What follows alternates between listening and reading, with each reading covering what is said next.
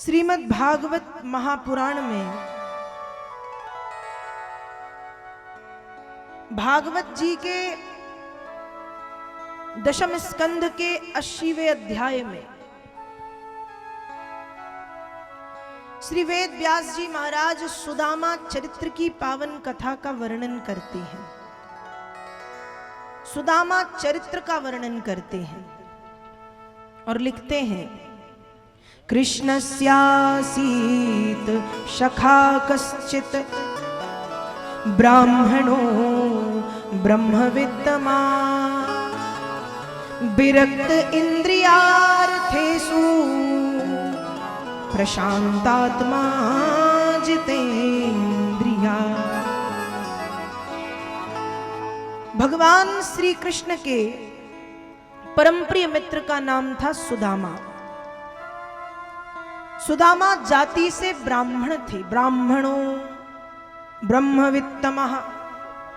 और वेद व्यास जी लिखते हैं कि जाति से ब्राह्मण थे और बहुत धनवान थे।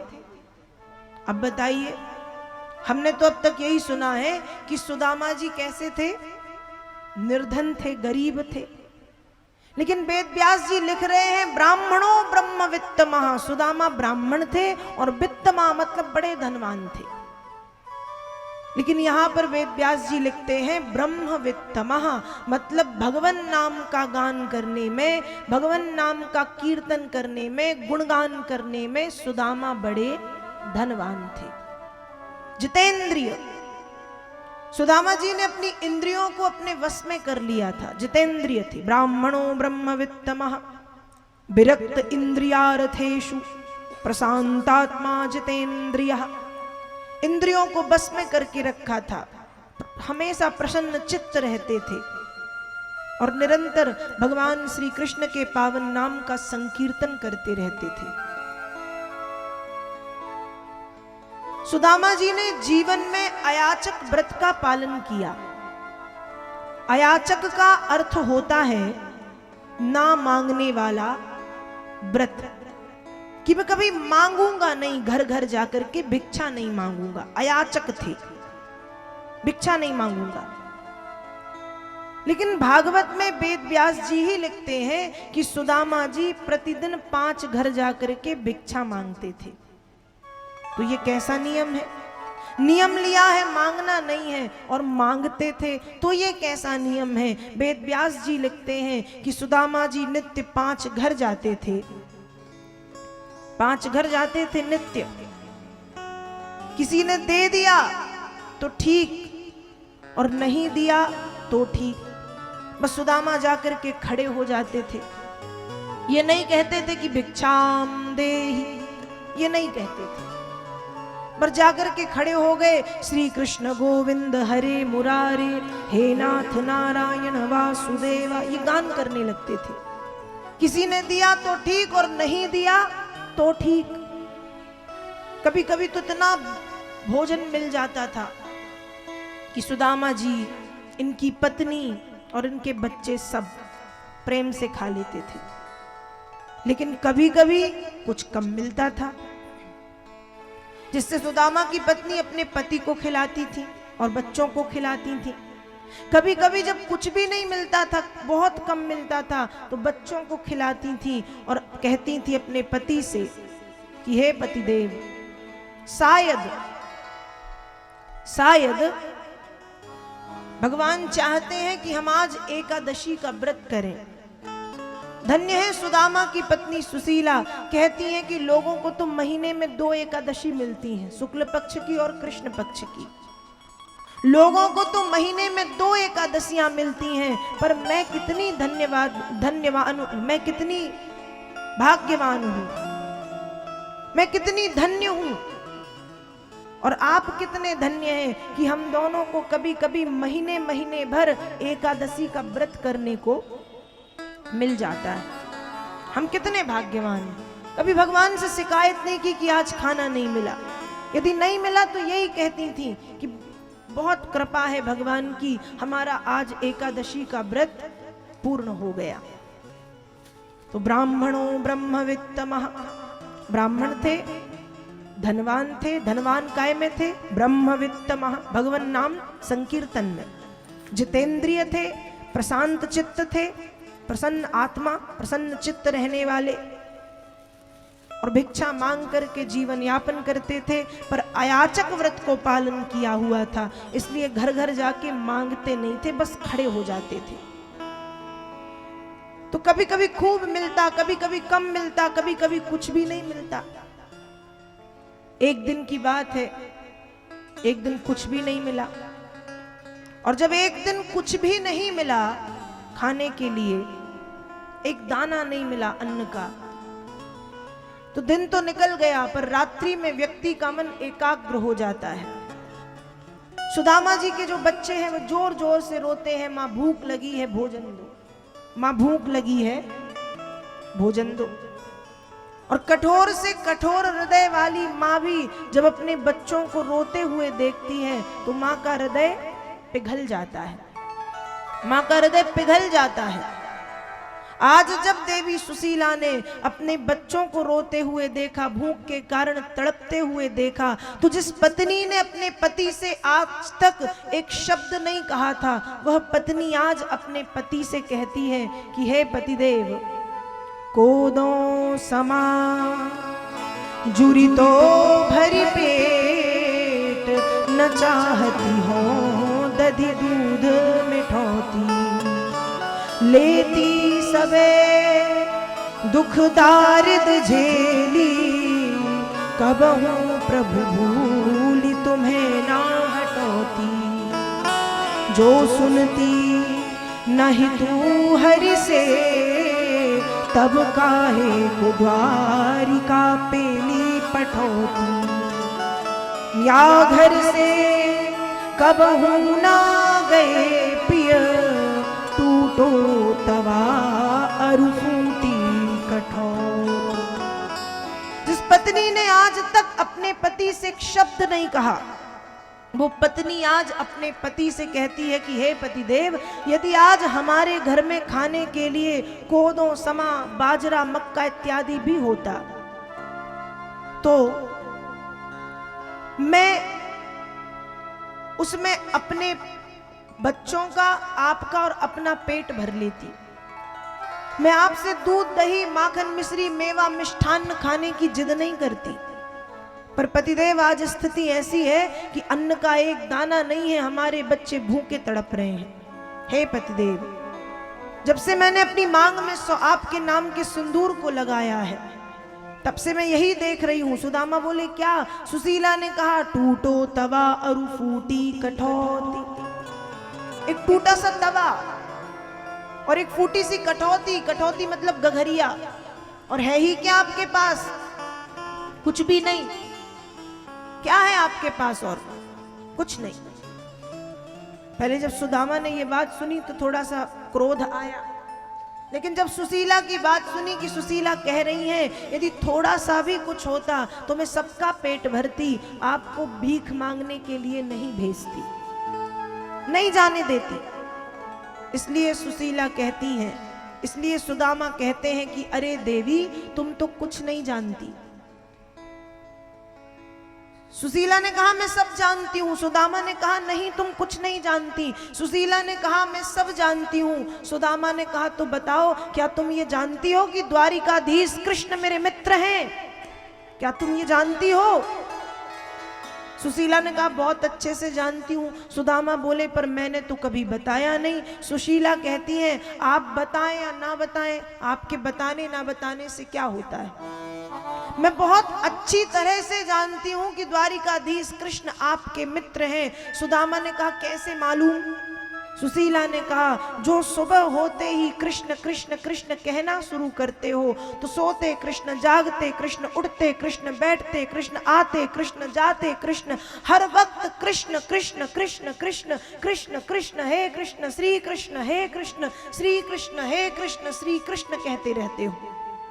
तो मैं जानती हूं कि आप कृष्ण को अपना मित्र नहीं, आप कृष्ण को अपना सब कुछ मानते हो। आपके लिए, आपके मन में कृष्ण के प्रति एक ही भाव है, त्वमेव माता पिता त्वमेव, त्वमेव बंधु सखा त्वमेव। कृष्ण आपके माता पिता हैं, कृष्ण आपकी विद्या है, कृष्ण आपके धन है, कृष्ण आपके गुरु हैं, कृष्ण आपका सब कुछ है। इसलिए आप दिन रात कृष्ण कृष्ण कृष्ण कहते हो। और रही उनकी बात तो बे ठहरे द्वारिकाधीश, वे हम जैसे दरिद्रियों को जानते भी नहीं होंगे कि सुदामा नाम का कोई दरिद्र ब्राह्मण भी इस दुनिया में है। सुशीला ऐसा कहती है। सुदामा मुस्कुराए और कहते हैं, नहीं देवी, मैं कृष्ण के नाम को गाता हूं इसलिए मैं कृष्ण को मित्र नहीं मानता। कृष्ण सचमुच मेरे मित्र हैं। सुशीला ने कहा, कब से हैं? सुदामा ने कहा कि जब हम बाल्यकाल में शांदीपन गुरुजी के आश्रम में रहकर के शिक्षा ग्रहण करते थे, तब से कृष्ण मेरे मित्र हैं। बचपन से बाल सखा सहपाठी थे कृष्ण मेरे।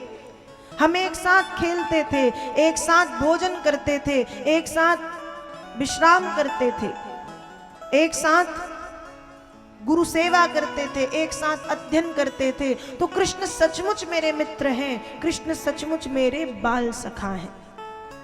और जिस दिन से देवी सुशीला ने सुना है कि कृष्ण सुदामा के मित्र हैं, उस दिन से देवी सुशीला की एक ही रट है, एक ही हठ है, एक ही जिद है, द्वारिका जाहू जी, द्वारिका जाहू जी, आठव्याम यही हट ठानी, जात ही दई है लदाए लदा, भरी है लिए तू यही जिय जानी, आवे कहाँ से अटारी अटा, जिनको है लिखी विधि टूटी सी छानी, जाके ललाट दरिद्र लिखो, कहू को तेहि मैट सके गो अमान। सुबह से शाम तक, शाम से सुबह तक सुशीला की एक ही जिद है कि आप द्वारिका जाओ, आप द्वारिका जाओ। सुदामा कहते हैं, मैं जानता हूं तुम मुझे द्वारिका इसलिए भेज रही हो जिससे जब कृष्ण मेरी इस स्थिति को देखेंगे, जब कृष्ण मेरे इन फटे चिथे वस्त्रों को देखेंगे, जब कृष्ण मेरे इन शरीर की निकली हुई हड्डियों को देखेंगे, तो कृष्ण मुझे धन देंगे। लेकिन हे देवी, विधाता के लेख को कोई काट नहीं सकता। यदि ब्रह्मा ने माथे में क्षयश्री लिखा है तो वो अक्षय श्री नहीं बन सकता, और यदि अक्षय श्री लिखा है तो वो क्षयश्री नहीं बन सकता। अर्थात जिसके भाग्य में महल लिखे हैं उन्हें झोपड़ियों की प्राप्ति नहीं होती, और जिनके भाग्य में झोपड़ियां लिखी हैं उन्हें महलों की प्राप्ति नहीं होती। इसलिए हे देवी, मैं द्वारिका नहीं जाऊंगा, और इस स्थिति में, इस अवस्था में, इस हालत में तो मैं द्वारिका बिल्कुल बिल्कुल बिल्कुल भी नहीं जाऊंगा। सुदामा जी ने द्वारिका जाने के लिए मना किया। तब सुशीला समझाती हैं कि हे पतिदेव, सएवं भारया विप्रो बहुशा प्रार्थितो मृदु, अयम ही परमो लाभ उत्तम श्लोक दर्शनम। हे पतिदेव, बड़े बड़े ऋषि मुनि, बड़े बड़े ध्यानी ज्ञानी योगी जिंदगी भर राम राम और कृष्ण कृष्ण के नाम की माला जपते हैं, लेकिन जब अंतिम समय आता है तो राम शब्द का रा, कृष्ण शब्द का क्री कहे बिना वे इस दुनिया को छोड़ करके चले जाते हैं, भाग जाते हैं। पर पतिदेव, आप तो भाग्यवान हैं कि वे द्वारिकाधीश कृष्ण आपके मित्र हैं।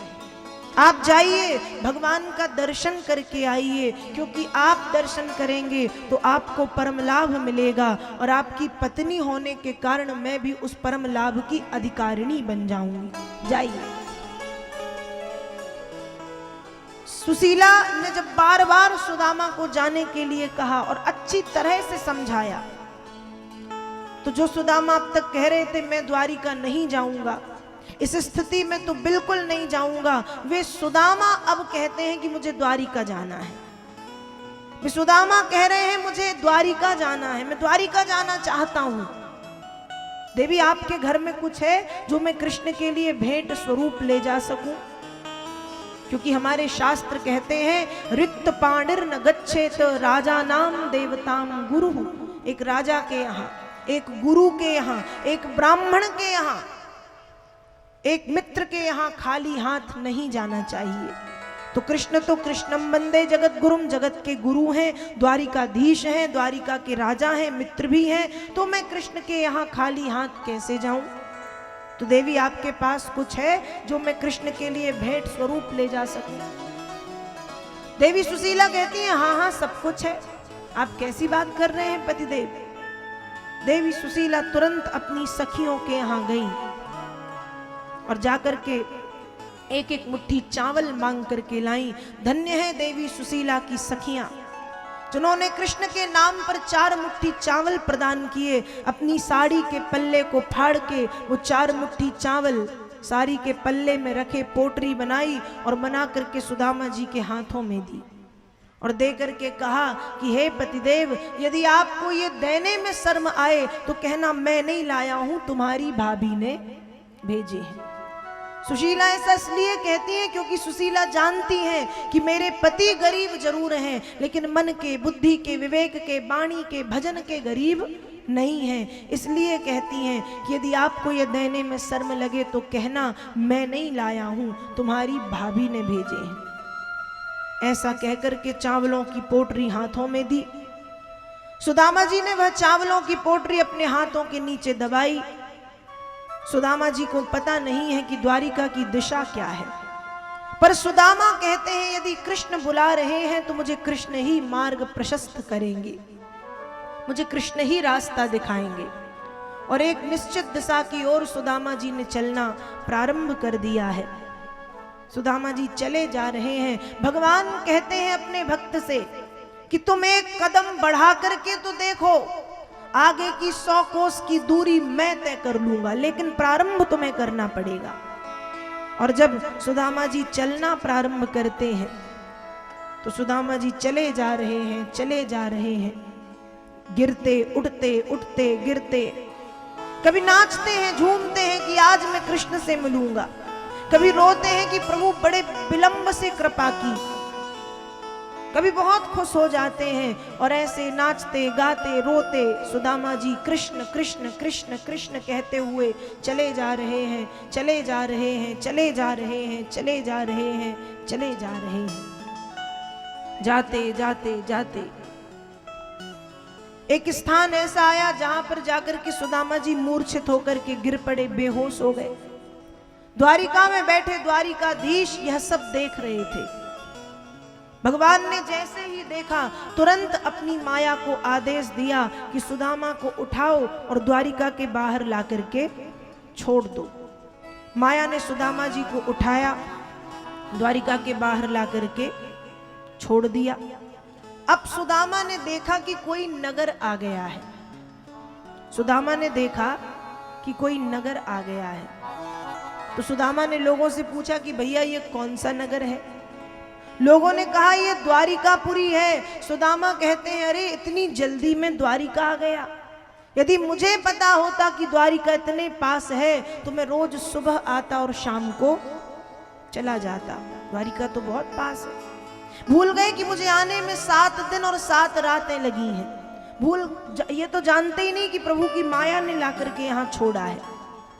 अब सुदामा कुछ लोगों से मिले और पूछते हैं कि भैया मेरे मित्र कृष्ण कहाँ रहते हैं, मेरे मित्र कृष्ण कहाँ रहते हैं। लोगों ने सुदामा जी को नीचे से ऊपर, ऊपर से नीचे तक कई कई बार देखा। फिर सोचते हैं कि क्या इस दरिद्री के मित्र भी कृष्ण हो सकते हैं, क्या इस दरिद्री के मित्र भी कृष्ण हो सकते हैं। तो लोगों ने कह दिया चलो जाओ, यहाँ कोई कृष्ण वृष्ण नहीं रहते तुम्हारे। जब सुदामा जी से लोगों ने ऐसा कहा, सुदामा जी खुद ढूंढते हुए आगे बढ़े। द्वारिका में जो सबसे भव्य भवन है उस भवन के सामने जाकर के सुदामा जी खड़े हैं और द्वारपालों से पूछते हैं कि भैया क्या हमारे मित्र कृष्ण यहीं रहते हैं? द्वारपालों ने कहा हाँ हाँ आपके कृष्ण यहीं रहते हैं, आपको कुछ चाहिए? सुदामा कहते हैं आज कुछ लेने नहीं बल्कि कुछ देने आया हूं। द्वारपाल भी मन में हंसते हैं कि ये दरिद्री क्या देगा, जो खुद ठीक से खा नहीं पाया, जिसके शरीर की हड्डियां दिख रही हैं, ये क्या देगा। सुदामा कहते हैं आज अपनी दरिद्रता कृष्ण के चरणों में सौंपूंगा, आज अपने तंदुल कृष्ण को खिला के जाऊंगा, तब आज अपने आप को धन्य मानूंगा। जाओ जाके कृष्ण से कहो सुदामा आया है, जाओ। द्वारपालों को जाने में कुछ विलंब हुआ। सुदामा जी ने थोड़ी तेज भाषा में, तेज आवाज में, जाओ कृष्ण से कहो सुदामा आया है। द्वारपाल भागते हुए पहुंचे भगवान के पास। है प्रभु, एक गरीब ब्राह्मण आया है, एक गरीब ब्राह्मण आया है जिसके शरीर में वस्त्र भी ठीक से नहीं है, फटी चिथी धोती पहने हैं, पैरों में जूते चप्पल नहीं है, ऊपर के भाग में एक फटा चिथा गमछा डाले है, दुबला पतला है, लेकिन शरीर की हड्डियां निकली है, लेकिन मुखमंडल में एक दिव्यता है, एक तेज है। तो भगवान ने कहा उसकी कहानी ही सुनाओगे या नाम गांव कुछ बताओगे भी। तब द्वारपाल कहते हैं शीश पगाना झगातन में नहीं जान को आय बसे के ही ग्राम। धोती फटी सी लटी डुपटी अरुपा उपा नहीं मैं नहीं श्याम। द्वार खड़ो द्विज दुर्बले रहो चक्षुषो वसुधा अभिरामा। पूछत दीन दयाल को नाम बतावत आपन नाम सुदामा। द्वारपाल कहते हैं कि भगवान वो अपना नाम सुदामा बता रहा है, और जैसे ही भगवान ने सुना कि नाम सुदामा बता रहा है, अभी तक तो सुदामा कृष्ण से मिलने के लिए पागल थे, अब कृष्ण सुदामा का नाम सुनते ही पागल हो गए कि मेरा मित्र सुदामा आया है। यहाँ बाहर खड़े हुए सुदामा इंतजार कर रहे हैं और सोच रहे हैं कि हो सकता है कृष्ण मुझे भूल गए हो, क्योंकि मेरे जैसे तो कई कृष्ण के पास प्रतिदिन आते हैं। तो सुदामा कहते हैं कि हे भगवान, एक बार बाहर तक आ जाओ, मुझे देखना मत, मेरी ओर देख के हंसना मत, मुझसे बातें मत करना, बस एक बार आ जाओ और दूर से अब दर्शन दे करके आप चले जाना, मैं आपको देख करके लौट जाऊंगा। और मानो सुदामा बाहर खड़े इंतजार कर रहे हैं और कह रहे हैं तेरे द्वारे आया तेरा ही सहारा है, तेरे द्वारे आया तेरा ही सहारा है। मझधार में नैया मिलता ना किनारा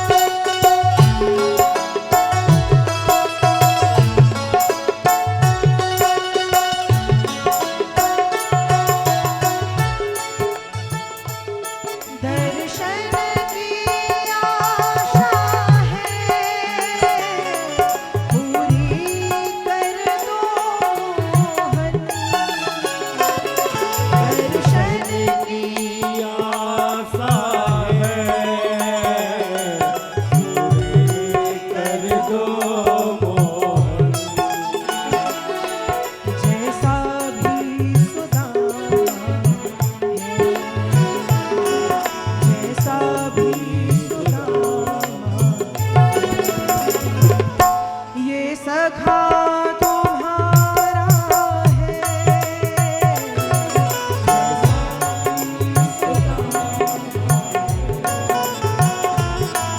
ये सखा तुम्हारा है, तेरे द्वारे आया, तेरा ही सहारा है, तेरे द्वारे आया,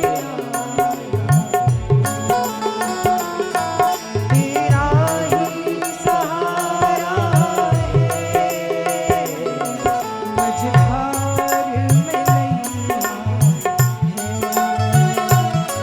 मिलता ना किनारा है, मझधार में नैया, मिलता ना किनारा है, तेरे द्वारे आया।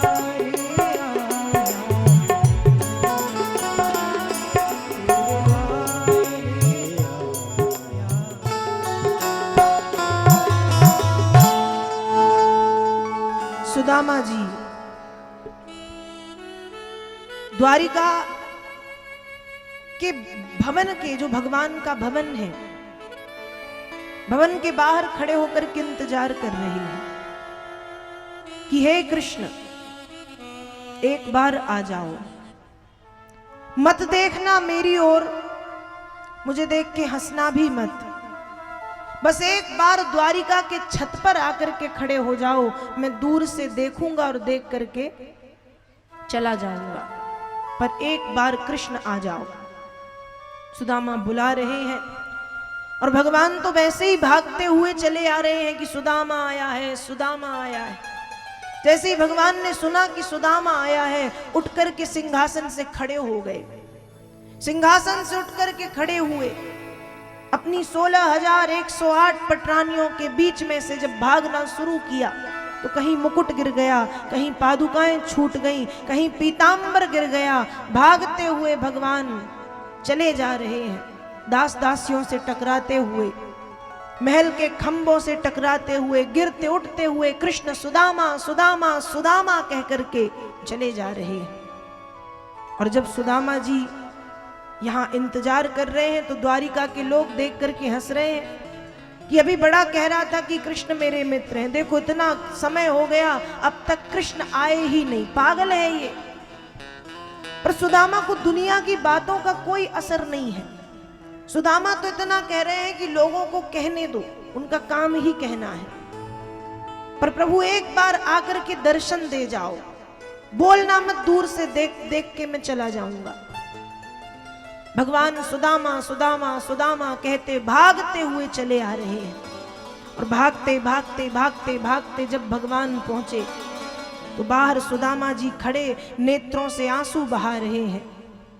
भगवान आए, सुदामा जी को जैसे ही देखा दोनों हाथ फैलाए और दोनों बाहें फैला करके सुदामा जी को बाहों में भर लिया, गले से लगा लिया। और भगवान ने और सुदामा ने दोनों ने रुदन करना प्रारंभ किया।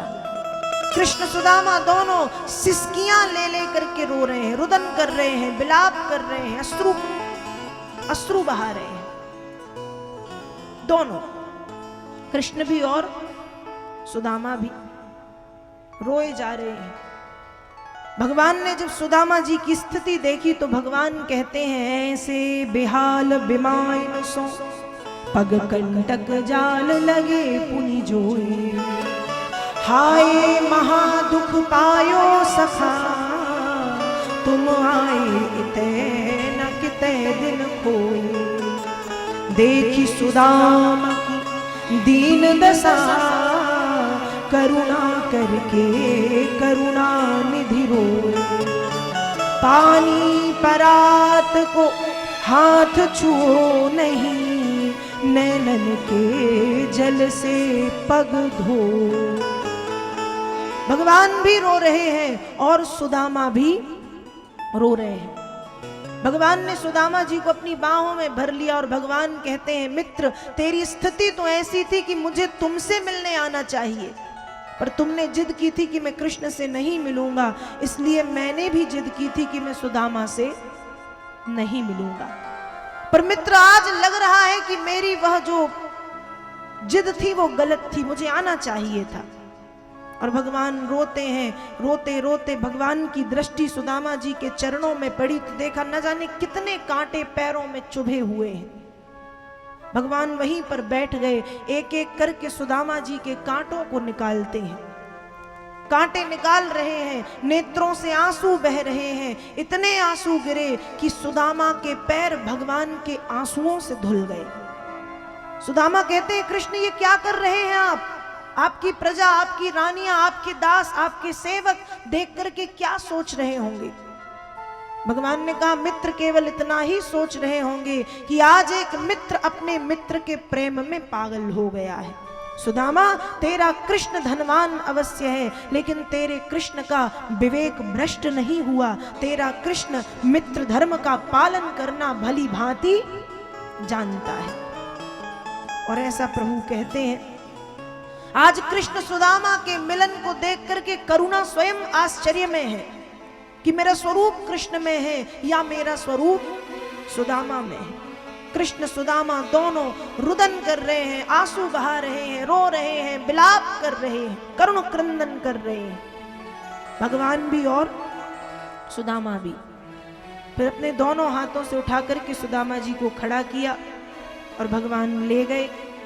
ले जाकर के भीतर सिंहासन पर बिठा के बड़ा स्वागत सत्कार किया है, पूजन की है सुदामा की, स्नान करा के सुंदर वस्त्र इत्यादि पहना करके भोग प्रसादी पवाई। और फिर भगवान सुदामा जी को लेकर के शयन कक्ष में पहुंचे हैं। सुदामा जी को बिस्तर पे लिटाया और भगवान ने सुदामा जी के पैर दबाना शुरू किए। जब पैर दबाना शुरू किए तो सुदामा बार बार उठ के बैठते और कहते हैं, कृष्ण ये क्या कर रहे हैं आप? भगवान ने कहा, चुपचाप लेटे रहो, जो बचपन में करता था वही कर रहा हूं। बचपन में जब करता था तो कराते थे या नहीं? सुदामा कहते हैं, कृष्ण वो बचपन था, अब आप द्वारिकाधीश है और मैं कहां एक दरिद्र ब्राह्मण। भगवान ने कहा, मित्रता में अमीरी, गरीबी, दरिद्रता और द्वारिकाधीश ये सब नहीं देखा जाता। तुम मेरे मित्र हो, मैं केवल यही जानता हूं, बस और कुछ नहीं। मैं कौन हूं, तुम कौन हो, मैं ये नहीं जानता। भगवान सुदामा जी के चरणों को दबाते दबाते दबाते बचपन के दिनों की याद दिलाई। पूछा कि तुमने विवाह किया, पत्नी क्या नाम है, बच्चे कितने हैं? और फिर भगवान कहते हैं कि मित्र, तुम एक ब्राह्मण हो, इतना तो जानते होगे कि मित्र के यहां खाली हाथ नहीं आते। तो बताओ मेरे लिए क्या लाए हो? सुदामा जी ने कहा, मैं कुछ नहीं लाया, मुझे ये सब नहीं पता कि लेके भी आना चाहिए। भगवान ने कहा, ठीक है तुम्हें नहीं पता, लेकिन मेरी भाभी तो ब्राह्मण पत्नी है और बुद्धिमती है, उन्होंने नहीं भेजा मेरे लिए कुछ? सुदामा जी ने कहा, नहीं नहीं कुछ नहीं भेजा। भगवान सोच रहे हैं कि बचपन में बोले गए एक झूठ के कारण आज तुम्हारी यह स्थिति है, फिर से झूठ मत बोलना सुदामा, बताओ क्या लाए हो? सुदामा जी ने कहा, कुछ नहीं लाया। भगवान ने कहा, खड़े हो जाओ। सुदामा खड़े हुए, हाथ ऊपर करो, एक हाथ ऊपर है, एक हाथ नीचे है। भगवान ने कहा, दोनों हाथ ऊपर करो। सुदामा जी कहते हैं, आ रहा था, गिर गया, मार्ग में चोट लग गई, ये हाथ सीधा नहीं होगा। भगवान बोले, नहीं होगा तो करना पड़ेगा, नहीं तो भाभी कहेगी मित्र के यहाँ गए थे और चोट खा के आ गए। और भगवान ने हाथ पकड़ा और पकड़ करके खींच दिया। जैसे ही हाथ पकड़ के खींचा है, हाथ के नीचे से चावलों की पोटली गिरी और गिर करके खुल गई। और जैसे ही खुली है, एक मुट्ठी तंदुल भगवान ने उठाए और उठा करके प्रेम से खाए हैं। और खाते खाते कहा, नन्वे तदुपनीतम में परम प्रीरणम सखे तर्पयत्यंगमा विश्व मीते पृथुक तंदुला। मित्र, तेरे तंदुल तो इतने मीठे हैं कि मुझे मैया यशोदा के हाथ की खीर की याद आ गई। मैं मैया से मना करता था, नहीं खाऊंगा, और सारी खीर मैं ही खा जाता था। तो सुदामा कहते हैं प्रभु क्षमा करें, इतने ही थे।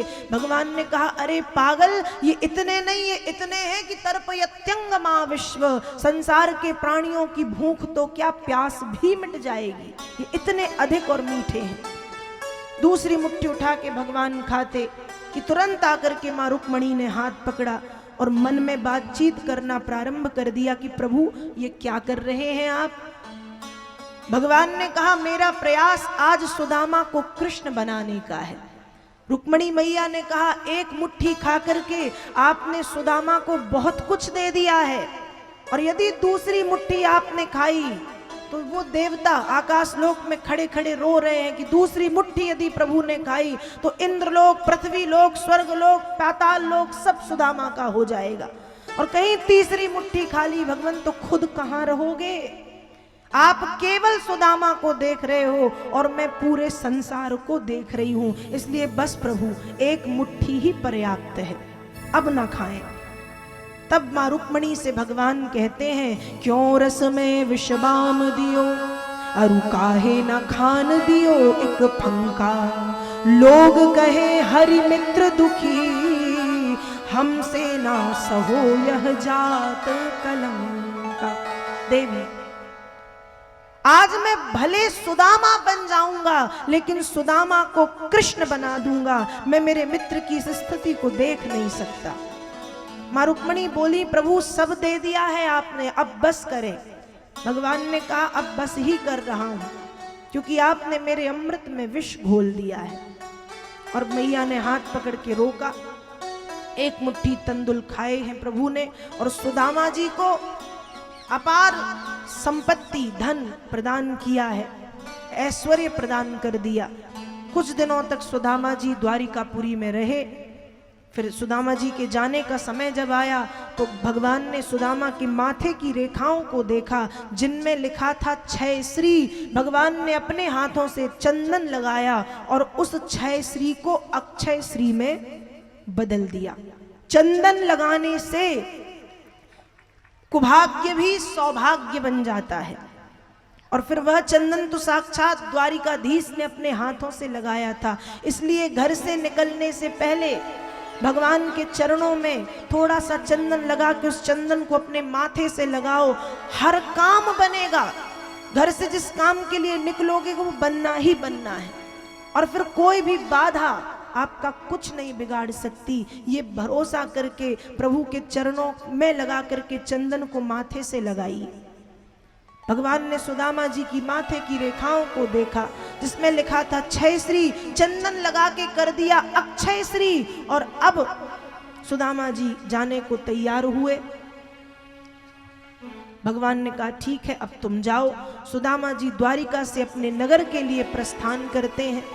जब सुदामा जी अपने नगर पहुंचे तो जहां सुदामा की एक टूटी सी झोपड़ी थी वहां एक बहुत भव्य भवन बना है, महल बना है। सुदामा कहते हैं अरे कहीं मैं घूम फिर के फिर से द्वारिका तो नहीं आ गया। लेकिन जब आजू बाजू देखा नहीं नहीं ये तो मेरा ही नगर है, मेरा ही गांव है। तब सुदामा सोच रहे हैं कि शायद मेरी पत्नी परेशान होकर के मुझे छोड़ करके चली गई। कैसी बयारी चली रसिया, घर वाली ने राह नहीं पकड़ी है, दीन दयाल ने संपत्ति तो धरी दीनी नहीं, हरि लीनी हरि है। परमात्मा ने धन तो नहीं दिया बस बल्कि मेरी पत्नी को ही मुझसे छीन लिया। ऐसा सोच ही रहे हैं कि देवी सुशीला आई और आकर के फिर सुदामा जी का स्वागत सत्कार किया। भगवान श्री कृष्ण की कृपा के विषय में विस्तार से बताया कि ये जो सब देख रहे हैं आप, ये प्रभु की ही कृपा है। सुदामा जी ने बार बार हाथ जोड़ के भगवान को धन्यवाद दिया। अपनी पत्नी से कहा कि आप पुत्रों के साथ सुखपूर्वक जीवन यापन करें, मैं जा रहा हूं जंगल हरि नाम का सुमिरन करने के लिए। और सुदामा जी गृह त्याग देते हैं, भगवान का भजन करने के लिए जंगल की ओर प्रस्थान करते। 4 मुट्ठी चावल के रूप में सुदामा अपने चारों पुरुषार्थ धर्म, अर्थ, काम और मोक्ष भगवान श्री कृष्ण को सौंपने गए थे। भगवान ने सुदामा जी के धर्म को स्वीकार किया है, अर्थ काम और मोक्ष भगवान ने सुदामा जी को वापस दिया है। इस तरह से श्रीमद् भागवत महापुराण के 10वें स्कंद के 80वें अध्याय में श्री व्यास जी महाराज सुदामा चरित्र की पावन कथा का वर्णन करते हैं और मित्र धर्म क्या है ये बताते हैं कि मित्रता किसे कहते हैं। मित्रता वो नहीं होती कि हम थोड़े से धनवान क्या हुए और अपने से छोटे अपने मित्रों को भूल गए। मित्रता वो है कि हम कुछ भी बन जाएं पर हम अपने मित्रों को ना भूलें, उनको त्यागें ना। जो पहले वे हमारे लिए थे अब भी वे हमारे लिए वही हैं। तो 10वें स्कंद के 80वें अध्याय में सुदामा चरित्र की पावन कथा का वर्णन बाबा वेद व्यास जी करते हैं। मित्र धर्म क्या है यह बताते हैं। ध्यान रखिएगा, यदि रामचरितमानस में बाबा तुलसी लिखते हैं, धीरज धर्म मित्र अरुणारी आपतकाल परखिए चारी। इन चारों की परीक्षा विपत्ति के समय में होती है। धीरज, आपका धैर्य कितना है। धर्म, आप अपने धर्म के प्रति कितने आस्थावान हैं। धीरज धर्म मित्र, आपका मित्र आपके लिए कितना समर्पित है। अरुणारी, और आपकी पत्नी आपके लिए कितनी समर्पित है। यदि इन चारों की परीक्षा लेनी है तो आपत्ति के समय में इन चारों की परीक्षा हो जाती है। भागवत के 10वें स्कंद के 80वें अध्याय में वेद व्यास जी सुदामा चरित्र की पावन कथा का वर्णन करते हैं और भगवान श्री कृष्ण की करुणा को बताते हैं कि प्रभु कितने कृपालु हैं, प्रभु कितने दयालु हैं।